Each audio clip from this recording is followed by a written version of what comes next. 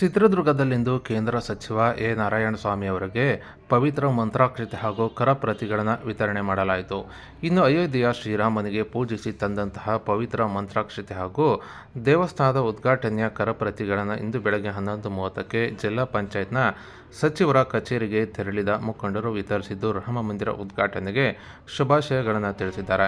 ಇನ್ನು ಈ ಸಂದರ್ಭದಲ್ಲಿ ಜಿಲ್ಲಾ ಬಿಜೆಪಿ ಅಧ್ಯಕ್ಷರಾದ ಎ ಮುರಳಿ, ಯುವ ಮುಖಂಡರಾದ ಜಿಎಸ್ ಅನಿತ್ ಕುಮಾರ್, ವಿಶ್ವ ಹಿಂದೂ ಪರಿಷತ್ನ ಜಿಲ್ಲಾ ಕಾರ್ಯದರ್ಶಿ ಹಾಗೂ ಜಿಲ್ಲಾ ರಾಮಮಂದಿರ ಅಭಿಯಾನದ ಜಿಲ್ಲಾ ಸಂಚಾಲಕರಾದ ರುದ್ರೇಶ್, ಆರ್ಎಸ್ಎಸ್ನ ಪ್ರಮುಖರಾದ ಶ್ರೀನಾಥ್, ಮುಖಂಡರಾದ ಕೋಟ್ಲಾ ದೇವರಾಜ್ ಹಾಗೂ ದರ್ಶನ್ ಅವರು ಹಾಜರಿದ್ದರು.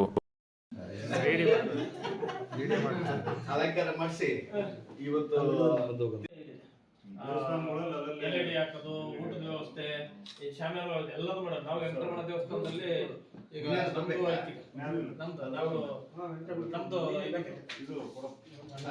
ಶಾಮಿಯಾನ ಒಬ್ಬರು ಎಲ್ಇಡಿ ಎಲ್ಲ ರೆಡಿ ಆಗಿದೆ. ನಾವು 4 ಕಡೆ ಕೊಟ್ಟಿದ್ದೀವಿ. ಅಲ್ಲ, ಅಲಂಕಾರ ಏನಾಗಿದೆ? ಜೈನ್ ಎಷ್ಟು ಮಾಡ್ತಾ ಇದ್ದಾರೆ? ಇಲ್ಲ, ಎಲ್ಲ